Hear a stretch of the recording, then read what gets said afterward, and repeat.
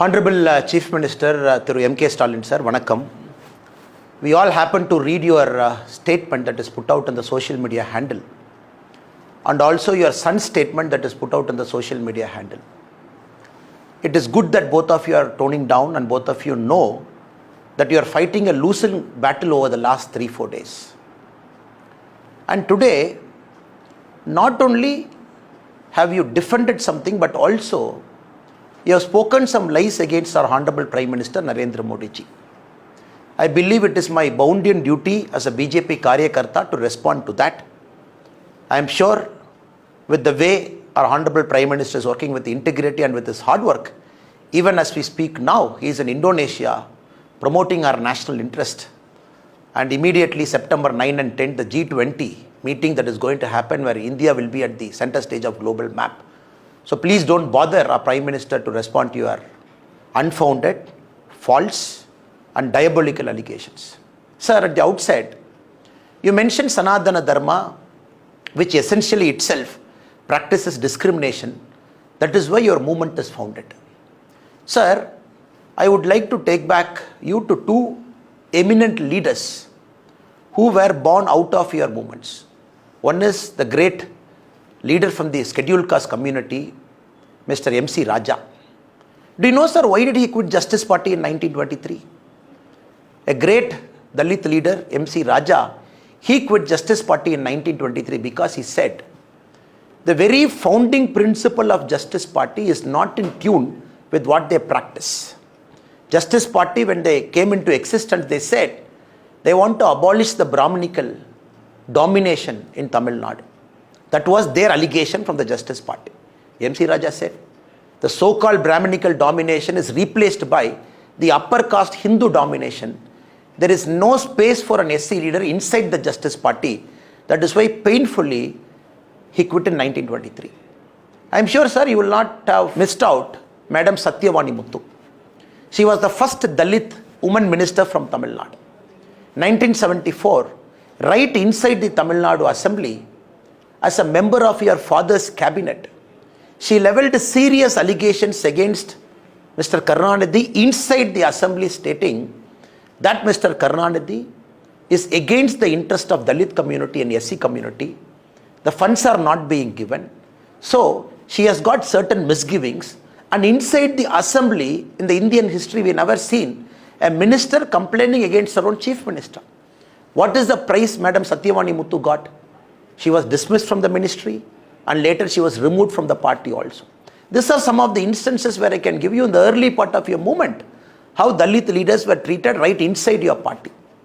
When you say that you are here to abolish certain ills of Sanatana Dharma and to promote equality, it is like Satan talking about Vedas to the God. So please don't get into that territory, sir. That is my humble submission to you. Also, sir, you mentioned that DMK as a party is very progressive. Anyone who's looking at your cabinet, current cabinet now, out of 35 ministers, 3 ministers are from the SC community. 2 women ministers. Do you call this as progressive? Less than 10%. And all the brothers and sisters who have come from the SC community, you have given some minor portfolios to them, insignificant portfolios. Look at our Honorable Prime Minister Narendra Modi ji's current cabinet. I am just doing a basic comparison. Out of the 79 ministers, 20 ministers are from the SC/ST community, 11 ministers are women, 5 ministers are from the minority community. I am sure, sir, you will clearly understand that you really don't practice what you preach. Even if I take Uttar Pradesh, out of 52 ministers, 9 ministers are from the SC/ST community. So you don't give them political rights, you don't give them political powers, then what are you talking about improving the standards of the oppressed community? Again, I would like to bring certain things for your recall, sir. In Tirunelveli, when the Manjolai tea workers protested, when they were brutally killed because of the police action, when they jumped into the Tamarabarani river, close to 17 people got killed, including a month-old child.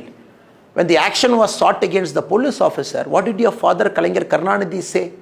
He said, no, if I take action against some police officers, their community will feel offended. So I am not going to take action. So DMK as a party is run on caste lines. DMK as a party is meant to promote caste in Tamil Nadu. That is why, more than any other part of India, Tamil Nadu sees the highest number of caste violence. Tamil Nadu sees the highest number of caste conflict. Tamil Nadu has got the highest number of caste fault lines, including, the latest research says, the prevalence of two-tumbler system is one of the highest in Tamil Nadu. That is why we had a shameful spectacle last year when during the Independence Day, under your regime, many Panchayat leaders belonging to SC community were not allowed to host their flag. And we raised a big agitation and demonstration for that. So what are you talking, sir? Sanatana Dharma by its very nature is timeless. It doesn't have an origin, doesn't have an end. Sanatana Dharma predates any religion. Sanatana Dharma, as a dharma, it believes a human being is a god. It also not only human beings, it looks at all the living beings. By its very nature, it treats everybody equally. Of course, there are humans inside every religion. Some of the discriminative practices are brought out by humans.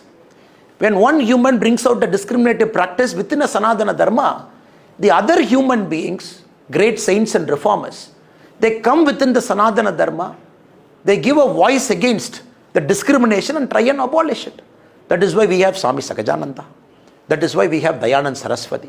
That is why we have some of the greatest reformers within the Tamil Hindu society who were the crusaders to remove some of the ill effects brought inside the Sanatana Dharma by human beings. For that, your son wants to eradicate Sanatana Dharma itself. It clearly shows what little understanding you have about Sanatana Dharma and your son's understanding about Sanatana Dharma. This is the land of Alvars and Nayanmars, not about Alvars and Nayanmars per se. Out of the 63 Nayanmars, 17 Nayanmars are Brahmins. What about the rest of the community? Many Nayanmars come from the oppressed community. We worship them as saints. This is the spiritual land. Out of Alvars, 3 Alvars are Brahmins. Where are the rest of the Alvars come from? They come from oppressed community. So what are you talking about? This is a god where a person who is belonging to the oppressed community is treated as a god. We worship them. And any small issues that is happening within the Sanatana Dharma, that is purely the creation of some human beings, other great saints and reformers, they come and abolish it within the Sanatana Dharma itself. Please don't practice what you preach. Your son, he calls himself a practicing Christian in December 2022. Now he says he doesn't have any faith over it. In the Sanatana Abolition Conference, your HRNC minister sits in the dais where your ideologue, Dravida Kalagam's current president, K. Veeramani, says Sanatana Dharma means Hinduism.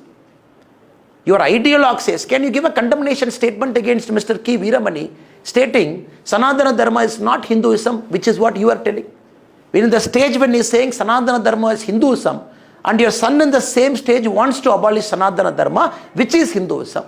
What was your HRNC minister sitting in the stage who has violated every single oath he has taken to become a minister?